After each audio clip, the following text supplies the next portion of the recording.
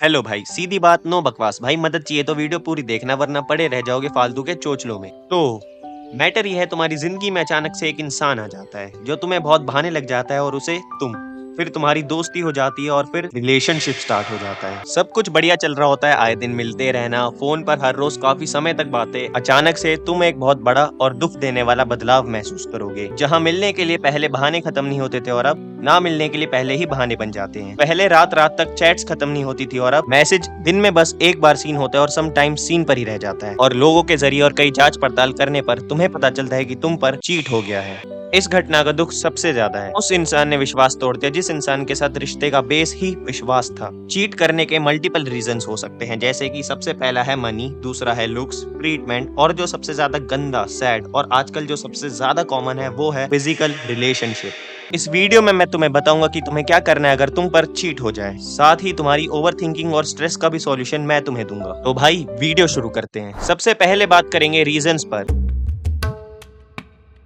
अगर तुम्हारा लवर तुम्हें इस रीजन की वजह से छोड़कर गया है तो तुम उसे वापस लाने की कभी भी मत सोचना। क्यों? मैं बताता हूँ। होगा क्या, जब भी तुम कहीं घूमने जाते होगे तुम सोचते होगे सारे पैसे इस पर लुटा दूं, सारे खर्च कर दूं। ये तुम्हारा लव और केयर है उसके लिए, पर उसके लिए ये इनफ नहीं था। आजकल इंस्टाग्राम पर काफी प्रोफाइल्स है जो एडवर्टीजमेंट करती है नेकलेस, इयररिंग्स, ब्रेसलेट्स की। उन्हें देखकर तुम ये सोचते हो कि सब इसे ला कर दे दूंगा, सब इसे गिफ्ट कर दूंगा। ये तरीका है तुम्हारा लव शो करने का। पर तुम्हारी जीएफ या बीएफ ने तुम्हारे लव को नहीं, वॉलेट मनी को देखा। उसने तुम्हारे और अपने लव से ऊपर अपने एक्सपेंसेस को रख दिया, ऐशो आराम को रख दिया। उसने प्यार से ऊपर डिजायर्स को रख दिया, और जिसने उसकी डिजायर्स फुलफिल कर दी वह उसके पास चली गई। उसे रिलेशनशिप में कभी लव चाहिए ही नहीं था, वह बस चाहती थी कि कोई लड़का उसकी डिजायर्स फुलफिल कर दे। फिलहाल के लिए तुम नहीं कर पाए तो जो कर पाया वह उसके पास चली गई। क्या फायदा ऐसे इंसान से प्रेम करने का जो प्यार से ऊपर अपने सुख को रखे। अगर तुम सोच रहे हो कि मैं मेहनत करूंगा, पैसे कमाऊंगा, और उसे तुम अगर ऐसे वापस ले भी आए, अगेन तुमसे कोई रिच उसे दिखेगा, फिर उसका मन उस पर जाएगा, तो बेटर है उसे ना वापस लाओ ना वापस आने दो।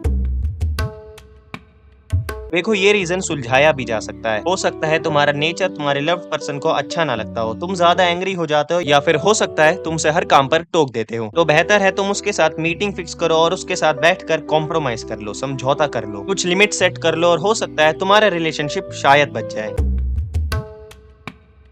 ये बहुत ही छोटी सोच वाला रीजन है। तुम्हारे बीएफ या जीएफ को कोई मिला जो उसे दिखने में तुमसे ज्यादा अट्रैक्टिव लगा, और वो उसके बारे में सोचने लगी, उसको लाइक करने लगी, एंड देन तुम पर चीट हो गया। देखो, अगर तुम सोच रहे हो उसे वापस लाने की, तो ये याद रखना, लव में आउटर ब्यूटी नहीं, इनर ब्यूटी से प्यार किया जाता है। प्यार में शरीर की खूबसूरती नहीं, मन की, दिल की और दिमाग के विचारों की ब्यूटी देखी जाती है। क्या फायदा ऐसा लव होने का जहाँ लव बॉडी एंड लुक से हो, ना कि कैरेक्टर और पर्सनैलिटी से, चरित्र, व्यक्तित्व। ये सबसे गंदा, नीच और घटिया रीजन है। वैसे हर सिक्के के दो पहलू होते हैं, इस सिचुएशन की भी टू फेसेस हैं। पहला तो ये है कि तुम्हारा काफी अच्छा रिलेशनशिप चल रहा था, फ्रॉम नोवेयर तुम्हारी बीएफ या जीएफ की जिंदगी में कोई पर्सन आ जाता है जो उसकी नजर में तुमसे ज्यादा गुड लुकिंग या अट्रैक्टिव है। तुम्हारा लवर उससे फिजिकली अट्रैक्ट हो जाता है, देन उनकी दोस्ती होती है, वो क्लोज आने लगते हैं, देन तुम्हारे ना जाने बिना वो फिजिकल कॉन्टेक्ट्स बना लेते हैं। ये सुनने और बोलने दोनों में ही कितना गंदा और बुरा लग रहा है, बिल्कुल अनबिलीवेबल। जिसे तुम इतने सालों से जानते हो, जिसके साथ तुमने इतनी बातें करी, इतना समय बिताया, उसने तुम्हारे साथ ऐसा कर दिया। एंड अगर तुम्हारे भी अपने बीएफ या जीएफ के साथ कॉन्टेक्ट्स रहे हैं तो मैं तो क्या ही बोलूं। इस टॉपिक पर मैं सेपरेट वीडियो बनाऊंगा, पर फिलहाल करंट सिचुएशन पर आते हैं। दूसरा फेस है कि तुम्हारा लॉन्ग डिस्टेंस रिलेशनशिप चल रहा था। लॉन्ग डिस्टेंस का बेस ही ट्रस्ट होता है कि वो दूर है, बट आई नो उसके मन में कुछ गलत नहीं है। तुम्हारे रिलेशन में भी सब कुछ बढ़िया चल रहा था। सिमिलरली एक बंदा आता है, तुम्हारा लवर उससे अट्रैक्ट हो जाता है, देन उनके बीच वह डिस्गस्टिंग इवेंट हो जाता है, क्योंकि सैडली तुम अवेलेबल नहीं थे। देखो, इतना सब होने के बाद भी अगर तुम उसे वापस लाने की सोच रहे हो तो तुम बेवकूफी कर रहे हो। अगर तुम उसे पुरानी बातें याद दिलाकर रो धोकर किसी तरह से वापस ले भी आते हो, या हो सकता है वो सॉरी बोले, वापस आने की कोशिश करे, और तुम भी तरस खाकर फॉरगिव कर दो। व्हाई डू यू थिंक कि अब वो ऐसा दोबारा नहीं करेगी? जो इंसान एक बार कीचड़ में गिर गया वो दोबारा कीचड़ में कपड़े गंदे करने से नहीं डरेगा। ये हरकत बहुत ही कैरेक्टरलेस हरकत है। उसने तुम्हारे और अपने लव से ऊपर अपनी लस्ट को रखा, काम वासना को रखा। आई नो ये सब सुनने में तुम्हें बहुत ही बुरा लग रहा होगा, पर उसे वापस लाना या वापस आने देना अच्छा नहीं होगा। तुम उसे मना सकते हो, उसके मन को नहीं। मन को कंट्रोल करना बहुत मुश्किल है। आज तुमने उसका ध्यान उस पर्सन से हटवा दिया, कस्में देकर या और भी चीजें कर कर। कल फिर कोई पसंद आएगा, उसका मन फिर वहां भागेगा, वो फिर से ऐसा कर देगी, क्योंकि उसके दिमाग में तुमने ये बात डाल दी है, ये मेरे बिना नहीं रह सकता है, ये तो वापस मान ही जाएगा। पर भाई, क्या फायदा उस लव का जहाँ ज्यादा प्रेफरेंस लस्ट, काम वासना को दी जाए। तो भाई, उसे वापस लाने की या वापस आने देने की कोई भी जरूरत जरूरत नहीं है।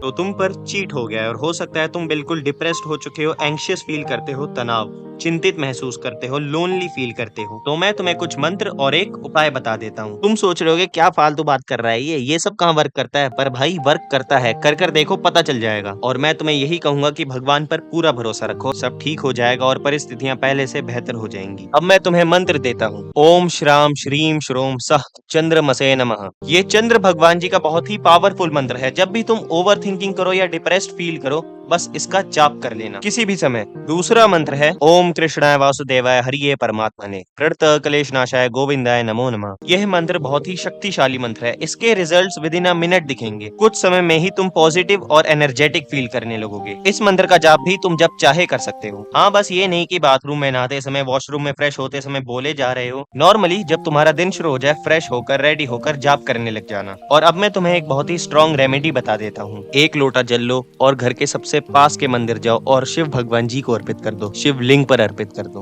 बस। और ओवर थिंकिंग और स्ट्रेस, डिप्रेस्ड फीलिंग खत्म करने के लिए तुम शिवलिंग पर थोड़ी सी दही अर्पित कर देना और जल अर्पित करते समय इस मंत्र का जाप कर लेना। ओम तत्पुरुषाय विद्महे महादेवाय धीमहि तन्नो रुद्र प्रचोदयात्। जल अर्पित करने के बाद इस मंत्र का जाप तुम साइड में बैठकर 108 बार कर लेना। अगर ज्यादा लग रहा है तो बस 11 बार ही कर लेना बस, और घर आ जाना।